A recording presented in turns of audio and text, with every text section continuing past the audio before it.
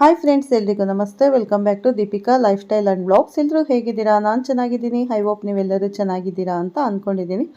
Please friends, ಈ ವಿಡಿಯೋನ ಫಸ್ಟಿಂದ ಕೊನೆವರೆಗೂ ಸ್ಕಿಪ್ ಮಾಡದೆ ನೋಡಿ. ನಿಮ್ಗೆ ಇಷ್ಟ ಆದರೆ ಲೈಕ್ ಮಾಡಿ, ಶೇರ್ ಮಾಡಿ.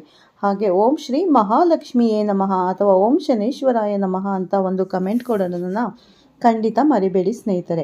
ಹೊಸದಾಗಿ ನೋಡ್ತಾ ಇರೋರು ಫಸ್ಟ್ ನನ್ನ ಚಾನಲ್ಗೆ ಸಬ್ಸ್ಕ್ರೈಬ್ ಮಾಡಿಕೊಂಡು ಪಕ್ಕದಲ್ಲಿರೋ ಬೆಲ್ ಐಕನನ್ನು ಪ್ರೆಸ್ ಮಾಡಿ. ನಾನು ಹಾಕೋ ಪ್ರತಿಯೊಂದು ವಿಡಿಯೋ ನಿಮಗೆ ನೋಟಿಫಿಕೇಷನ್ಗೆ ಬರುತ್ತೆ, ತಕ್ಷಣ ನೋಡ್ಬೋದು.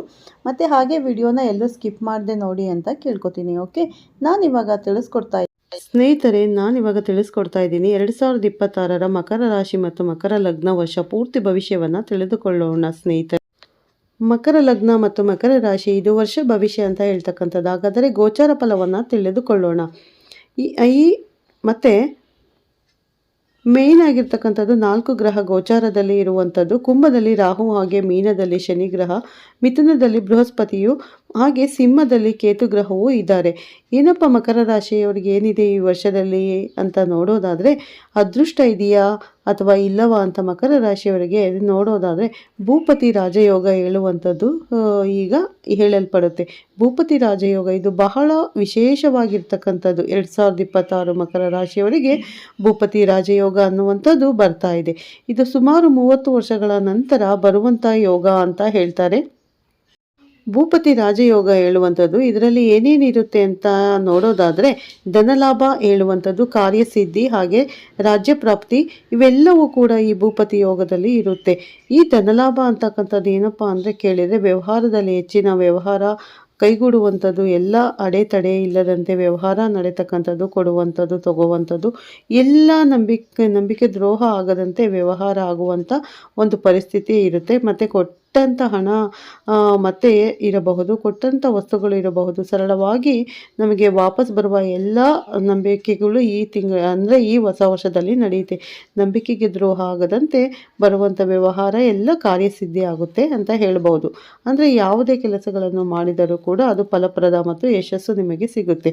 ಒಳ್ಳೊಳ್ಳೆ ಕೆಲಸಗಳನ್ನು ಮಾಡುವಂಥದ್ದು, ಫೈನಾನ್ಸು ವ್ಯವಹಾರ ಇರ್ಬೋದು, ಅಥವಾ ರಿಯಲ್ ಎಸ್ಟೇಟ್ ಸಂಬಂಧಪಟ್ಟಂಥ ವ್ಯವಹಾರ ಇರ್ಬೋದು, ಅಥವಾ ಯಾವುದಾದರೂ ಒಂದು ಒಳ್ಳೆಯ ಉತ್ತಮ ಸ್ನೇಹಿತರ ಜೊತೆ ಕೆಲಸಗಳನ್ನು ಮಾಡಿಕೊಳ್ಳುವಂಥದ್ದು ಇರಬಹುದು, ಸುಧಾರಣೆಗಳನ್ನು ಮಾಡುವಂಥದ್ದು, ಮತ್ತು ಗೃಹ ಯೋಗತ ಮತ್ತು ದಿನದಿಂದ ತಗೊಳ್ಳಬೇಕು, ಮನೆ ಕಟ್ಟಬೇಕು ಅನ್ನುವಂಥ ಆಶಾವಾದಿ ಆಗಿರ್ತೀರಲ್ಲ, ಅದು ನಿಮಗೆ ಕಾರ್ಯಸಿದ್ಧಿ ಆಗುತ್ತೆ. ಎಲ್ಲವೂ ಕೂಡ ಕಾರ್ಯಪ್ರವರ್ತ ಆಗುತ್ತೆ ಅಂತ ಹೇಳಬಹುದು. ರಾಜ್ಯ ಪ್ರಾಪ್ತಿ ಅಂದರೆ ರಾಜ್ಯವನ್ನು ನೋಡಿಕೊಳ್ಳುವಂಥ, ಉಸ್ತುವಾರಿಗಳನ್ನು ನೋಡುವಂಥದ್ದು, ಮಂತ್ರಿಮಂಡಲಗಳ ರಚನೆಗಳನ್ನು ಮಾಡುವಂಥದ್ದು, ಹಾಗೆ ಮಂತ್ರಿ ಸರ್ಕಾರಿ ಕೆಲಸಗಳಲ್ಲಿ ಒಳ್ಳೆಯ ಉನ್ನತ ಸ್ಥಾನಗಳನ್ನು ಪ್ರಾಪ್ತಿಯನ್ನು ಪಡೆಯುವಂಥದ್ದು, ಹೀಗೆ ಈ ಥರ ಒಂದಷ್ಟು ಯೋಗಗಳು ಕೂಡಿ ಬರ್ತಾ ಇದೆ ಅಂತ ಹೇಳ್ಬೋದು ಈ ಮಕರ ರಾಶಿಯವರಿಗೆ. ಈ 2026ರಲ್ಲಿ ಒಳ್ಳೆ ರಾಜಯೋಗ ಬರ್ತಾ ಇದೆ ನಿಮಗೆ. ಹೀಗೆ ಜೀವನ ಉದ್ದಕ್ಕೂ ಕೂಡ ಅನೇಕ ರೀತಿಯ ವೈವಿಧ್ಯಮಯವಾಗಿರುವಂಥ ಕೆಲವು ಯೋಗಗಳೆಲ್ಲವೂ ಕೂಡ ನಿಮಗೆ ಸಿಗ್ತಾ ಇರುತ್ತೆ.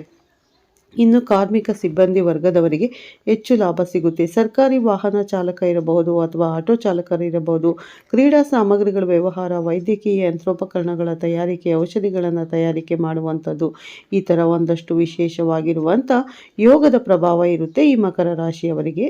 ಮತ್ತು ಹಾಗೆ ನೀವು ತುಂಬ ಅಪಾರವಾದ ಬುದ್ಧಿವಂತಿಕೆ, ಚಾಣಾಕ್ಷತನ ಇರುತ್ತದೆ ನಿಮ್ಮಲ್ಲಿ ಹೇಳುವಂಥದ್ದು. ಬಹಳ ಚುರುಕಾಗಿರತಕ್ಕಂಥ ವ್ಯಕ್ತಿತ್ವ ಸ್ವಭಾವದಾಗಿರ್ತೀರಿ. ಮತ್ತು ನೀವು ಇನ್ನು ದಾಂಪತ್ಯ ಜೀವನದ ವಿಚಾರ ಮಾಡಬೇಕು ಅಂತಿದ್ರೆ, ಬಹುದಿನದಲ್ಲಿ ನೀವು ದಾಂಪತ್ಯ ಜೀವನದಲ್ಲಿ ಹಾಗಾಗಿ ಇರುಸು ಮುರುಸುಗಳು ಉಂಟಾಗ್ತಾ ಇರುತ್ತೆ, ಮಾನಹಾನಿಗಳು ಕೂಡ ಸಂಭವಿಸ್ತಾ ಇರುತ್ತೆ. ಸಂಸಾರದಲ್ಲಿ ಇರ್ತಕ್ಕಂಥ ಅಂದರೆ ನಿಮ್ಮ ಗಂಡ ಮತ್ತು ಹೆಂಡತಿಯ ಮಧ್ಯೆ ಮೂರನೆಯ ವ್ಯಕ್ತಿಗಳಿಂದ ತೊಂದರೆಗಳು ನಿಮಗೆ ಆಗ್ತಾ ಇರುತ್ತೆ ಅಂತ ಹೇಳುವಂಥದ್ದು. ಹುಷಾರಾಗಿ ಇರಬೇಕು.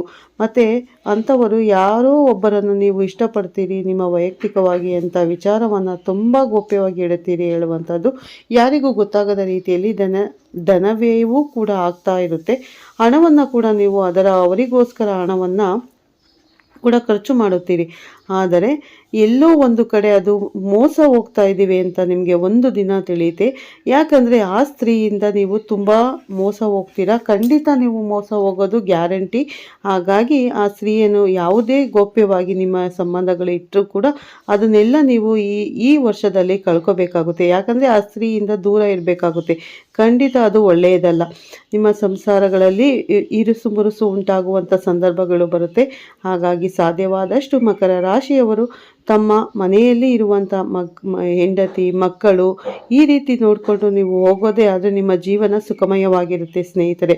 ಯಾಕಂದರೆ ಹೊರ ಸ್ತ್ರೀಯರಿಂದ ನೀವು ಮೋಸ ಹೋಗೋದಂತೂ ಗ್ಯಾರಂಟಿ ಈ ವರ್ಷ. ಯಾಕಂದರೆ ಮೂರನೇ ವ್ಯಕ್ತಿಗಳ ಮಾತು ಕೇಳಿ ನೀವು ಜೀವನದಲ್ಲಿ ತುಂಬ ಕಷ್ಟಗಳನ್ನು ಅನುಭವಿಸಿದ್ದೀರಾ. ಇನ್ನು ಮುಂದೆ ನೀವು ಇದನ್ನೆಲ್ಲ ಕಷ್ಟಗಳಿಂದ ಪರಿಹಾರ ಆಗಬೇಕು ಅಂತಂದರೆ ಮೂರನೆಯ ವ್ಯಕ್ತಿಗಳ ಸಂಪರ್ಕವನ್ನು ನೀವು ಸಾಧ್ಯವಾದಷ್ಟು ಬಿಡಬೇಕಾಗುತ್ತದೆ. ನಿಮ್ಮ ಗಂಡ ಹೆಂಡತಿ ನಡುವೆ ಸಾಮರಸ್ಯ ಬೆಳೆಯಬೇಕಾಗುತ್ತೆ. ಇಲ್ಲವಾದರೆ ನಿಮ್ಮ ಜೀವನದ ಅಂತ್ಯವನ್ನು ನೀವು ನೋಡಲು ಬಯಸುತ್ತೀರಾ ಅನ್ನೋದಾದರೆ ನಿಮ್ಮ ಅಂತ್ಯವನ್ನು ನೀವೇ ಬಯಸುತ್ತೀರಾ ಸ್ನೇಹಿತರೆ.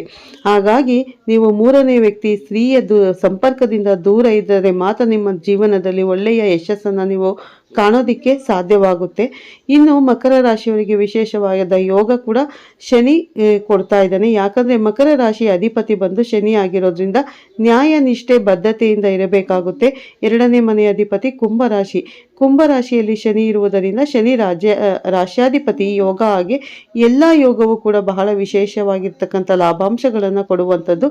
ಶನಿ ದಶೆಯು ಕೂಡ ವಿಪರೀತವಾಗಿ ಆರಂಭದ ದಶೆ ಮತ್ತು ಅಂತ್ಯಕಾಲ ದಶೆ ತುಂಬ ನಿಮ್ಮನ್ನು ಕೋಟ್ಯಾಧೀಶ್ವರನಾಗಿ ಮಾಡುತ್ತೆ ಅಂತ ಕೂಡ ಹೇಳುತ್ತೆ. ಹಾಗೆ ಭಾಗ್ಯಾಧಿಪತಿ ಭಾಗ್ಯಗಳನ್ನು ಕೊಡ್ತಕ್ಕಂಥದ್ದು ಬುಧ ಹೇಳುವಂಥದ್ದು. ಇಲ್ಲಿ ಬುಧ ವಿಶೇಷವಾದಂಥ ಚೈತನ್ಯ ಶಕ್ತಿ ಮತ್ತು ಕ್ರಿಯಾಶಕ್ತಿ ಯೋಗ ಶಕ್ತಿ ಇವೆಲ್ಲವೂ ಕೂಡ ನಿಮಗೆ ಕೊಡುವಂಥ ಯೋಗಗಳು ಕೂಡ ಕಾಣ್ತಾ ಇದೆ. ಮತ್ತು ಇನ್ನು 11ನೇ ಅಧಿಪತಿ ಯೋಗ ವೃಶ್ಚಿಕ ರಾಶಿ ಆಗುತ್ತೆ.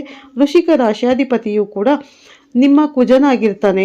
ಮತ್ತು ನಿಮ್ಮ ಕುಟುಂಬದಲ್ಲಿ ಒಂದು ಮಂಗಳಕರವಾಗಿರ್ತಕ್ಕಂಥ ಜೀವನ ಇರುತ್ತೆ. ಒಂದು ನೆನಪಿಟ್ಟುಕೊಳ್ಳಿ. ಇಲ್ಲಿ ಏನಪ್ಪ ಅಂತ ಕೇಳಿದರೆ ನಿಮ್ಮ ಮಕ್ಕಳ ವಿವಾಹ ವಿಚಾರಕ್ಕಾಗಿ ಸ್ವಧರ್ಮವನ್ನು ಬಿಟ್ಟು ಅನ್ಯ ಧರ್ಮದೊಡನೆ ವಿವಾಹ ಆಗುವಂಥದ್ದು ಈ ವಿಚಾರವನ್ನು ತುಂಬಾ ಗೋಪ್ಯವಾಗಿ ಇಟ್ಟಿರ್ತಾರೆ ಹೇಳುವಂಥದ್ದು. ಅಷ್ಟೇ ಅಲ್ಲ, ಕೊನೆಯ ಸಮಯದಲ್ಲಿ ಇನ್ನೇನು ಮದುವೆ ನಿಶ್ಚಿತಾರ್ಥ ಆಯಿತು, ಮದುವೆಗೆ ಕೆಲವೇ ದಿನ ಇರುವಾಗ ತುಂಬಾ ಬಗ್ಗೆ ವೈರತ್ವಗಳು ಉಂಟಾಗುತ್ತೆ, ಕಲಹಗಳು ಉಂಟಾಗುತ್ತೆ. ಇದರ ಬಗ್ಗೆ ಎಚ್ಚರಿಕೆಯಿಂದ ಇರಬೇಕಾಗುತ್ತೆ ಸ್ನೇಹಿತರೆ. ಅಷ್ಟೇ ಅಲ್ಲ, 11ನೇ ಅಧಿಪತಿ ಸಂತಾನಕ್ಕೂ ಕೂಡ ಯೋಗ ಪ್ರಧಾನವಾಗಿರುವಂಥದ್ದು. ಹಾಗೆ ವಿದೇಶದಲ್ಲಿ ಕೆಲಸ ಮಾಡುವಂಥ ದುಬೈ ಇರಬಹುದು, USA ಇರಬಹುದು, ಅಬಿಧಾಬಿ ಇರಬಹುದು, ಮಸ್ಕತ್ ಇರಬಹುದು, ಬೇರೆ ಬೇರೆ ದೇಶದಲ್ಲಿ ಕೆಲಸ ಮಾಡುವಂಥವರು ಕೂಡ ಎಲ್ಲೋ ಒಂದು ಕಡೆ ಉದ್ಯೋಗದಲ್ಲಿ ಏರುಪೇರು ಆಗುವಂಥ ಸಾಧ್ಯತೆ ಇದೆ. ನಿಮ್ಮ ಜಾತಿಗಳ ತಕ್ಷಣ ಯಾವುದಕ್ಕೂ ಕೂಡ ನಿರ್ಧಾರ ತೆಗೆದುಕೊಳ್ಳೋ ಹೋಗಬೇಡಿ, ಕೋಪಕ್ಕೆ ಉದ್ವೇಗಕ್ಕೆ ಒಳಗಾಗಬೇಡಿ ಅಂತ ಹೇಳ್ತಾ ವೀಕ್ಷಕರೇ, ಇನ್ನು ನಿಮ್ಮ ಜೀವನದಲ್ಲಿ ಅನೇಕ ವಿಚಾರಗಳು ಇರುತ್ತೆ. ಅಷ್ಟೇ ಅಲ್ಲ, ಶನಿ ದಶೆಯು ಕೂಡ ತುಂಬ ಚೆನ್ನಾಗಿದೆ, ನಿಮಗೆ ಲಾಭವನ್ನು ತಂದುಕೊಡುತ್ತೆ. ಬುಧ ದಶೆಯು ಕೂಡ ಯೋಗಕಾರಕನಾಗಿ ಯೋಗಗಳನ್ನು ಉಂಟು ಮಾಡುತ್ತೆ. ಹಾಗೆ ಕುಜ ದಶೆಯು ಕೂಡ ನಿಮಗೆ ಭೂಮಿಯ ಸಂಪತ್ತನ್ನು ಕೊಡುತ್ತೆ. ರಿಯಲ್ ಎಸ್ಟೇಟ್ ಉದ್ಯೋಗದಲ್ಲಿ ಕೂಡ ಹೆಚ್ಚು ಲಾಭ ಸಿಗುತ್ತೆ ಸ್ನೇಹಿತರೆ. ಸಿನಿಮಾ ಇರ್ಬೋದು, ಸಂಗೀತ ಇರ್ಬೋದು, ಕಲೆ ಇರ್ಬೋದು, ಧಾರಾವಾಹಿಗಳಲ್ಲಿ ನಟ ನಟಿಯರಿಗೂ ಕೂಡ ಹೆಚ್ಚೆಚ್ಚು ಲಾಭವನ್ನು ಸಿಗ್ತಾ ಇರುತ್ತೆ. ಜಾಹೀರಾತು ಮತ್ತು ವಿವಾಹಕ್ಕೂ ಕೂಡ ಹೆಚ್ಚು ಸಿಗ್ತಾ ಹೋಗುತ್ತೆ. ಇನ್ನು ಹಲವಾರು ರೀತಿಯ ನಿಮ್ಮ ವೈಯಕ್ತಿಕವಾಗಿರ್ತಕ್ಕಂಥ ಬದುಕಿನಲ್ಲಿ ವಿವಾಹ ವಿಚಾರ ಅಥವಾ ನಿಮ್ಮ ಪ್ರೀತಿ ಪ್ರೇಮದ ವಿಚಾರ, ನಿಮ್ಮ ಏನೇ ಸಮಸ್ಯೆಗಳಿದ್ದರೂ ಕೂಡ ಅವು ನಿಮ್ಮ ಹೆಸರು, ನಿಮ್ಮ ಡೇಟ್ ಆಫ್ ಬರ್ತ್ ಮೇಲೆ ಅದು ಪ್ರಯೋಜನ. ಅಂದರೆ ನೀವು ಹತ್ತಿರದ ಜ್ಯೋತಿಷಿ ಹತ್ರ ತೋರಿಸ್ಕೋಬೇಕಾಗುತ್ತೆ. ಖಂಡಿತ ಅಲ್ಲಿ ಹೋಗಿ ಒಮ್ಮೆ ನಿಮ್ಮ ಜನ್ಮ ಜಾತಕವನ್ನು ತೋರಿಸಿದ್ರೆ ಯಾವುದೇ ಕಾರಣಕ್ಕೂ ವಿವಾಹ ಆಗಿಲ್ಲ ಅನ್ನೋರಿಗೆ ವಿವಾಹ ಯೋಗ ಕೂಡ ಜನವರಿಯಿಂದ ಕೂಡಿ ಬರುತ್ತೆ. ಯಾಕಂದರೆ ಗುರುಬಲ ಬರ್ತಾ ಇದೆ, ಅಂದರೆ ಜನವರಿಗೆ ಗುರುಬಲ ಬರುತ್ತೆ. ಹಾಗಾಗಿ ಈ ಮಕರ ರಾಶಿಯವರಿಗೆ ತುಂಬ ಒಳ್ಳೆ ಫಲಗಳಿವೆ ಅಂತ ಹೇಳ್ಬೋದು. ನೋಡಿದ್ರಲ್ಲ ಸ್ನೇಹಿತರೆ, 2026 ಯಾವ ರೀತಿ ಇದೆ ಮತ್ತು ನೀವು ಯಾವ ರೀತಿ ನಿಮ್ಮ ಜೀವನದಲ್ಲಿ ಒಳ್ಳೊಳ್ಳೆ ಕೆಲಸಗಳನ್ನು ಮಾಡಿದ್ರೆ ಖಂಡಿತ ಒಳ್ಳೆಯದಾಗುತ್ತೆ. ಮತ್ತು ನೀವು ನಿಮ್ಮ ಮದುವೆ ವಿವಾಹಿತರಾಗಿದ್ದರೆ ಗಂಡ ಹೆಂಡತಿಯ ನಡುವೆ ಸಾಮರಸ್ಯ ಬೆಳಿಬೇಕಾಗುತ್ತೆ. ಮತ್ತು ಮೂರನೇ ವ್ಯಕ್ತಿಯ ಮಾತುಗಳನ್ನು ಕೇಳೋದನ್ನು ನೀವು ಬಿಡಬೇಕಾಗುತ್ತೆ. ಮೂರನೇ ವ್ಯಕ್ತಿಯಿಂದ ಎಷ್ಟೋ ಸಂಸಾರಗಳು ಹಾಳಾಗಿದೆ. ಹಾಗಾಗಿ ನಿಮ್ಮ ಸ್ವಂತ ಇಚ್ಛೆಯಿಂದ ನೀವು ನಡ್ಕೊಂಡಿದ್ದೆ ಆದರೆ ನಿಮ್ಮ ಜೀವನ ಸುಖಮಯವಾಗಿರುತ್ತೆ. ಹೀಗಾಗಿ ಮಕರ ರಾಶಿಯವರ ಅಧಿಪತಿ ಬಂದು ಶನಿ. ಅವರು ಶ್ರದ್ಧಾ ನಿಷ್ಠೆಗೆ ಹೇಳಿ ಶ್ರದ್ಧಾ ನಿಷ್ಠೆಯಿಂದ ಭಕ್ತಿಯಿಂದ ಶನಿಯನ್ನು ಒಲಿಸಿಕೊಂಡರೆ ಖಂಡಿತ ಶನಿದೇವ ಒಳ್ಳೆಯ ಫಲಗಳನ್ನು ಕೊಡ್ತಾನೆ. ಯಾಕಂದರೆ 7.5 ಮುಗ್ದಿದೆ, ಆದರೂ ಕೂಡ ತುಂಬ ಕಷ್ಟದಲ್ಲಿದ್ದೀರಾ ಅಂದರೆ ಅದು ನಾವು ಮಾಡೋ ಕೆಲಸದ ಮೇಲೆ ನಮಗೆ ಕಷ್ಟಗಳು ಬರ್ತಾ ಹೋಗುತ್ತೆ. ನಾವು ಯಾವತ್ತೂ ಒಳ್ಳೆ ದಾರಿಯಲ್ಲಿ ನಡೀತಾ ಹೋದರೆ ದೇವರು ಯಾವತ್ತೂ ಒಳ್ಳೆ ಫಲಗಳನ್ನು ಕೊಡ್ತಾರೆ. ಹಾಗಾಗಿ ನಮ್ಮ ಜೀವನದಲ್ಲಿ ಸಾಧ್ಯವಾದಷ್ಟು ಒಂದು ಸಹಾಯ ಮಾಡೋದಾಗಿರ್ಬೋದು, ಬಡಬಗ್ಗರಿಗೆ ನಮ್ಮ ಕೈಲಾದ ಸಹಾಯವನ್ನು ನಾವು ಮಾಡ್ತಾ ಹೋಗಬೇಕು. ಹಾಗೆ ಒಳ್ಳೆ ದಾರಿಯಲ್ಲಿ ನಡೀತಾ ಹೋಗಬೇಕು. ಮತ್ತು ಯಾವುದೇ ದೋಷಗಳು ಇದ್ರೂ ಕೂಡ ಪರಿಹಾರ ಆಗಬೇಕು ಅಂತಂದರೆ ಶನಿವಾರ ನೀವು ಶನಿ ಟೆಂಪಲ್ಗೆ ಹೋಗಿ ಎಳ್ಳೆಣ್ಣೆಯನ್ನು ದಾನ ಮಾಡಿ ಮತ್ತು ಎಳ್ಬತ್ತಿಯನ್ನು ಹಚ್ಬಿಟ್ಟು ಬನ್ನಿ, ತುಂಬಾ ಒಳ್ಳೆಯದಾಗುತ್ತೆ. ಹಾಗೆ ಶಿವನ ಟೆಂಪಲ್ಗೆ ಸಾಧ್ಯವಾದಷ್ಟು ಆಂಜನೇಯ ಟೆಂಪಲ್ಗೆ ಹೋಗಿ ಅಭಿಷೇಕವನ್ನು ಮಾಡಿಸಿ. ಹಾಲಭಿಷೇಕ ಮಾಡಿಸೋದ್ರಿಂದ ಕೂಡ ಸ್ವಲ್ಪ ಕಷ್ಟಗಳು ಪರಿಹಾರ ಆಗ್ತಾ ಹೋಗುತ್ತೆ ಸ್ನೇಹಿತರೆ. ನೋಡೋದ್ರಲ್ಲ 2026 ಯಾವ ರೀತಿ ಇದೆ. ಮತ್ತು ವಿವಾಹ ಆಗದವ್ರಿಗೆ ವಿವಾಹ ಯೋಗ ಕೂಡ ಕೂಡಿ ಬರ್ತಾ ಇದೆ. ಕಂಕಣ ಭಾಗ್ಯ ಕೂಡಿ ಬರ್ತಾ ಇದೆ. ಗುರುಬಲ ಬರ್ತಾ ಇದೆ. ರಾಜಯೋಗ ಬರ್ತಾ ಇದೆ. ಹಾಗಾಗಿ ತುಂಬ ಒಳ್ಳೆ ಫಲಗಳನ್ನು ನೀವು 2025ರಲ್ಲಿ ಅನುಭವಿಸ್ತೀರಾ ಅಂತ ಹೇಳ್ತಾ ಈ ವಿಡಿಯೋನ ಇಲ್ಲೇ ಎಂಡ್ ಮಾಡ್ತೀನಿ. ಮತ್ತೊಮ್ಮೆ ತಮ್ಮೆಲ್ಲರಿಗೂ ಅಡ್ವಾನ್ಸ್ ಆಗಿ ಹೇಳ್ತಾ ಇದ್ದೀನಿ, ಹೊಸ ವರ್ಷದ ಆರ್ಥಿಕ ಶುಭಾಶಯಗಳನ್ನು ಈ ವಿಡಿಯೋ ಮೂಲಕ ತಿಳಿಸ್ತಾ ಇದ್ದೀನಿ ಸ್ನೇಹಿತರೆ. Wish you happy new year, all the best ಅಂತ ಹೇಳ್ತಾ ವಿಡಿಯೋನ ಎಂಡ್ ಮಾಡ್ತೀನಿ. ಓಕೆ, ಈ ವಿಡಿಯೋನ ಫಸ್ಟಿಂದ ಕೊನೆವರೆಗೂ ಸ್ಕಿಪ್ ಮಾಡದೆ ನೋಡಿ. ನಿಮ್ಗೆ ಇಷ್ಟ ಆದರೆ ಲೈಕ್ ಮಾಡಿ, ಶೇರ್ ಮಾಡಿ. ಹಾಗೆ ಒಂದು ಓಂ ಶನೀಶ್ವರಾಯ ನಮಃ ಅಥವಾ ಓಂ ಮಹಾಲಕ್ಷ್ಮಿಯೇ ನಮಃ ಅಂತ ಒಂದು ಕಮೆಂಟ್ ಮಾಡೋದನ್ನು ಖಂಡಿತ ಮರಿಬೇಡಿ ಸ್ನೇಹಿತರೆ. ಹೊಸದಾಗಿ ನೋಡ್ತಾ ಇರೋರು ಫಸ್ಟ್ ನನ್ನ ಚಾನಲ್ಗೆ ಸಬ್ಸ್ಕ್ರೈಬ್ ಮಾಡ್ಕೊಳ್ಳಿ. ಪಕ್ಕದಲ್ಲಿರೋ ಬೆಲ್ಲೈಕನ್ ಕೂಡ ಕ್ಲಿಕ್ ಮಾಡಿ. ನಾವು ಹಾಕೋ ಪ್ರತಿಯೊಂದು ವಿಡಿಯೋ ನೋಟಿಫಿಕೇಷನ್ಗೆ ಬರುತ್ತೆ, ತಕ್ಷಣ ನೋಡ್ಬೋದು ಸ್ನೇಹಿತರೆ. ಮತ್ತೆ ಸಿಗ್ತೀನಿ. ಯಾರೆಲ್ಲ ನನ್ನ ವಿಡಿಯೋನ ವಾಚ್ ಮಾಡ್ತಾ ಇದ್ದೀರಾ ಪ್ರತಿದಿನ ಸಬ್ಸ್ಕ್ರೈಬ್ ಮಾಡಿಕೊಂಡು, ಅವರಿಗೆ ಖಂಡಿತ ನನ್ನ ಕಡೆಯಿಂದ ಧನ್ಯವಾದಗಳು, ತುಂಬ ಹೃದಯದ ಧನ್ಯವಾದಗಳನ್ನು ತಿಳಿಸ್ತೀನಿ. ನಿಮ್ಮೆಲ್ಲರ ಪ್ರೀತಿ, ವಿಶ್ವಾಸ, ನಿಮ್ಮ ಸಪೋರ್ಟು ಯಾವಾಗಲೂ ನನ್ನ ಚಾನಲ್ ಮೇಲೆ ಹೀಗೆ ಇರಲಿ ಸ್ನೇಹಿತರೆ. ಮತ್ತೆ ಸಿಗ್ತೀನಿ ಉತ್ತಮ ರಾಶಿ ಭವಿಷ್ಯದೊಂದಿಗೆ. ಅಲ್ಲಿವರೆಗೂ ತಮ್ಮೆಲ್ಲರಿಗೂ ಧನ್ಯವಾದಗಳು ಸ್ನೇಹಿತರೆ. ಎಲ್ಲರಿಗೂ ಒಳಿತಾಗಲಿ, ಎಲ್ಲರಿಗೂ ಒಳ್ಳೆಯದಾಗಲಿ. ಓಕೆ, ಎಲ್ಲರಿಗೂ ಒಳಿತಾಗಲಿ ಅಂತ ಹೇಳ್ತಾ ವಿಡಿಯೋನ ಮುಗಿಸ್ತೀನಿ. Take care, bye all friends.